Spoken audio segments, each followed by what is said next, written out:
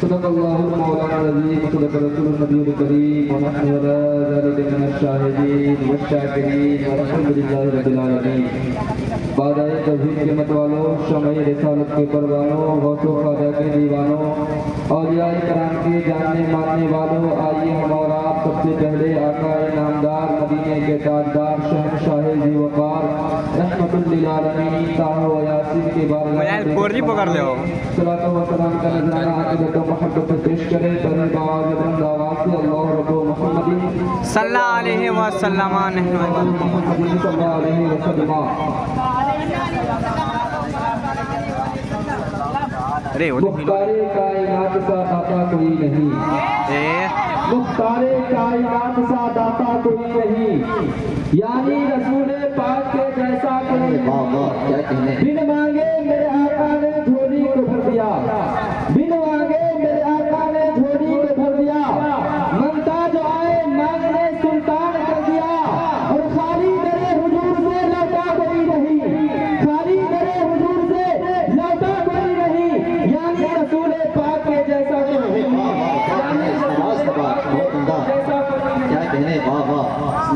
سدرا سے آگے دیکھیے شاہ امنگ گئے، سدرا سے آگے دیکھیے شاہ امنگ گئے، روح الامین سدرا پہ جا کے کھل گئے، پہنچے جہاں نبی وہاں پہنچا کوئی نہیں، یعنی رسول پاک کے جیسا، یعنی رسول پاک کے جیسا کوئی نہیں.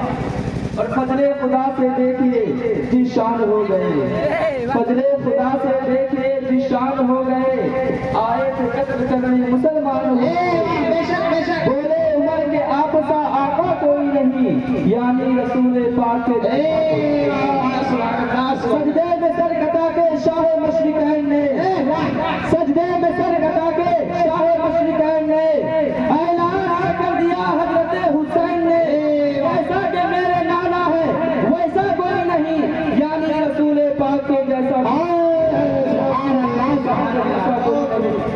حضرات میں نے ابھی کی کلمہ کی تلاوت کرنے کا شرف حاصل کیا. اللہ تبارک و تعالیٰ قرآن پاک میں یہ بشارت فرماتا ہے وَمَا أَتَاكُمْ رَسُولٌ فَخُذُوهُ وَمَا نَهَاكُمْ عَنْهُ فَانْتَهُوا. رسول جو تمہیں دے وہ لے لو، اس سے منع فرمائے اس سے باز رہا کرو.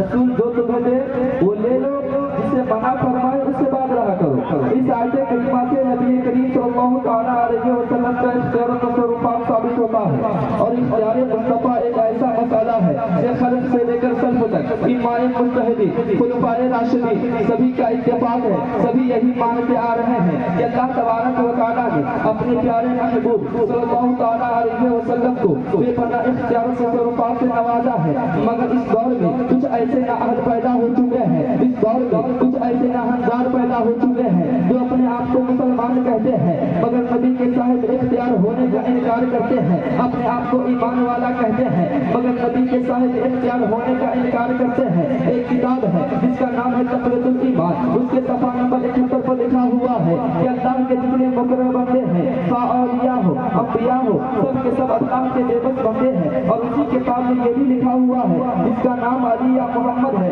وہ کسی چیز کا مالک و مختار نہیں ہے. فیصلہ آپ حضرات کو کرنا ہے کہ آپ تقریۃ الایمان کو مانیں گے یا قرآن پاک کو مانیں گے، آپ تقریۃ الایمان کو مانیں گے یا حدیث کریمہ کو مانیں گے، آپ تقریۃ الایمان کو مانیں گے یا اقوال صحابہ کو مانیں گے، آپ تقریۃ الایمان کو مانیں گے یا اجماع مجتہدین کو مانیں گے، آپ تقریۃ الایمان کو مانیں گے یا خلفائے راشدین کو مانیں گے. آپ کا جواب یہ ہوگا، آپ کا کہنا یہ ہوگا یہ کتاب جو ہے تقریۃ الایمان نہیں ہے بلکہ تقریۃ الایمان ہے. ایمان کو فوت کرنے والی کتاب ہے، ایمان کو برباد کر دینے والی کتاب ہے. اور ایسا لکھنے والا یا ایسا کہنے والا ہرگز مسلمان ہو ہی نہیں سکتا ہے، ہرگز صاحب ایمان ہو ہی نہیں سکتا ہے. پتہ چلا مسلمان وہی ہوگا جو نبی کو صاحب اختیار مانے، وہی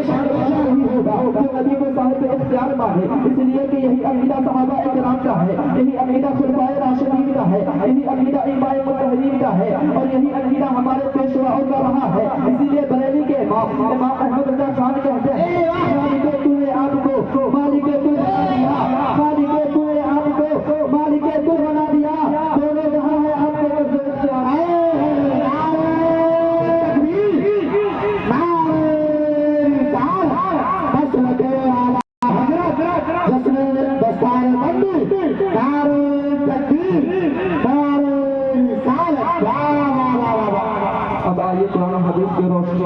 آقا کریم صلی اللہ تعالیٰ علیہ وسلم کے چاروں تصرفات کو سماعت کریں۔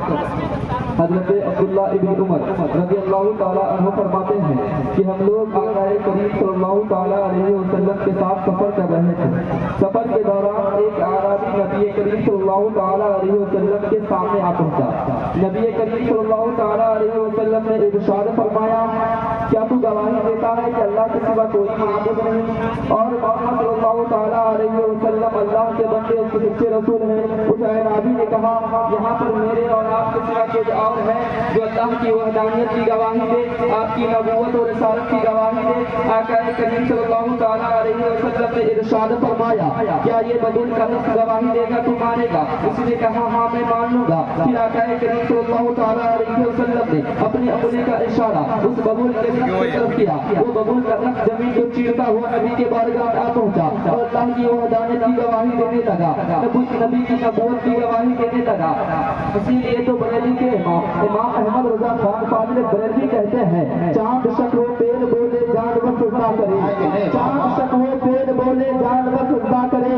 بارک اللہ مرض عالم یہی تو سرکار ہے، بارک اللہ مرض عالم یہی تو سرکار ہے۔ حضرات آپ اندازہ لگائیے، اور آپ نے رستم پہلوان کا نام تو سنا ہوگا، مگر کبھی آپ نے ایسا سنا ہے کہ کوئی پہلوان یا کوئی طاقتور انسان درخت کو جب سے اکھاڑتا ہو؟ آپ نے کبھی ایسا نہیں سنا ہوگا، یا آپ نے کبھی ایسا دیکھا ہوگا، بلکہ آپ نے سنا ہوگا، دیکھا بھی ہوگا تو درخت کو کاٹتے ہوئے دیکھا ہوگا، بلکہ درخت کو جب سے اکھاڑتے ہوئے نہیں دیکھا ہوگا۔ اب میں استاد رسول سے کہنا چاہتا ہوں، جو نبی کے استاد ہیں اس سے کہنا چاہتا ہوں، اس کے اشارے میں اتنا پاور ہے، اس نبی کے بات میں اتنی قوت ہے، اس نبی کے ذات میں کتنا پاور ہوگا۔ جو درخت کو حکم دیتا ہے، درخت زمین کو چیرتا ہوا نبی کے بارگاہ میں آ پہنچتا ہے، اللہ کی وحدانیت کی گواہی دینے لگتا ہے، نبی کی نبوت اور رسالت کی گواہی دینے لگتا ہے۔ یہ اختیار مصطفیٰ نہیں تو اور کیا ہے، یہ میرے مصطفیٰ کا اختیار نہیں تو اور کیا ہے۔ اسی لیے کہنے والے نے کہا ہے، عقل ہوتی ہو خدا سے لڑائی نہ لیتے، عقل ہوتی تو خدا سے لڑائی نہ لیتے۔ یہ گھٹائے انہیں منظور ہے بڑھانا تیرا، یہ گھٹائے انہیں منظور ہے بڑھانا تیرا، یہ گھٹائے انہیں منظور ہے بڑھانا تیرا۔ اللہ اتنی دعا پڑھیے، اللہم محمد صلی اللہ علیہ وسلم۔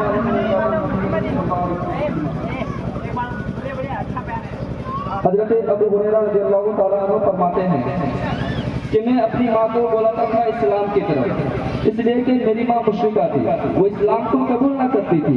مگر میری ماں نے نبی کے حق میں وہ بات کہی جو مجھے ناگوار گزری۔ میں روتا روتا نبی کریم صلی اللہ تعالیٰ علیہ وسلم کی بارگاہ میں گیا، عرض کرنے لگا، یا رسول اللہ،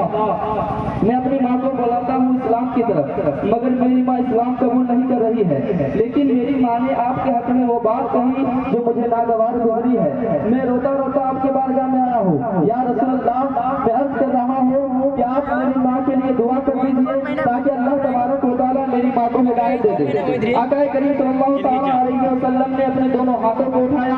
دعا کرنے کے لیے۔ پھر حضرت ابو ہریرہ اپنے گھر واپس آتے ہیں تو دیکھتے کیا ہے کہ دروازہ بند ہے۔ جب دیکھتے ہیں کہ دروازہ بند ہے اور حضرت ابو ہریرہ کی ماں نے کہا، بیٹا ٹھہر جاؤ، حضرت ابو ہریرہ دروازے پر ٹھہر گئے۔ حضرت ابو ہریرہ کی ماں غسل کرتی ہے، غسل کرنے کے بعد کپڑا پہن کر باہر آتی ہے اور کہتی ہے کہ بیٹا میں گواہی دیتی ہوں کہ اللہ کے سوا کوئی معبود نہیں اور محمد صلی اللہ تعالیٰ علیہ وسلم اللہ کے بندے اس کے سچے رسول ہیں۔ پھر حضرت ابو ہریرہ نے جب اتنا سنا تو روتے روتے نبی کے بارگاہ میں گئے، عرض کرنے لگے، یا رسول اللہ، آپ نے دعا کی ہے، اللہ تبارک و تعالیٰ نے میری ماں کو ہدایت دے دیا ہے اور دعا کو قبول کر دیا ہے۔ اسی لیے بریلی کے امام کہتے ہیں، اجابت کا صحرا عنایت کا جوڑا، اجابت کا صحرا عنایت کا جوڑا، دلہن بن کے نکلی دعائے محمد، اجابت کا صحرا عنایت کا جوڑا، دلہن بن کے نکلی دعائے محمد۔ حضرات نبی کی بارگاہ وہ بارگاہ ہے کہ ادنا شخص آئے تو اعلیٰ کر دیا گیا، نبی کی بارگاہ وہ بارگاہ ہے کہ اگر بے عمل عالم گیا تو عمل والا عالم کر گیا، نبی کی بارگاہ وہ بارگاہ ہے کہ حضرت ابو بکر گئے صداقت کا کاردار بنا دیا، نبی کی بارگاہ وہ بارگاہ ہے حضرت عمر گئے عدالت کا شہنشاہ بنا دیا، نبی کی بارگاہ وہ بارگاہ ہے کہ جب حضرت عثمان غنی گئے سخاوت کا دریا بنا دیا گیا، نبی کی بارگاہ وہ بارگاہ ہے کہ حضرت علی گئے شجاعت کا تاجدار بنا دیا، نبی کی بارگاہ وہ بارگاہ ہے کہ جب حضرت ابو ہریرہ اپنی ماں کی فریاد لے کر گئے تو اللہ تبارک و تعالیٰ نے نبی کے بارگاہ میں جانے کے وسیلے سے اس کے ماں کو ہدایت دے کر اسلام میں داخل کر لیا۔ یہ میرے مصطفیٰ کا اختیار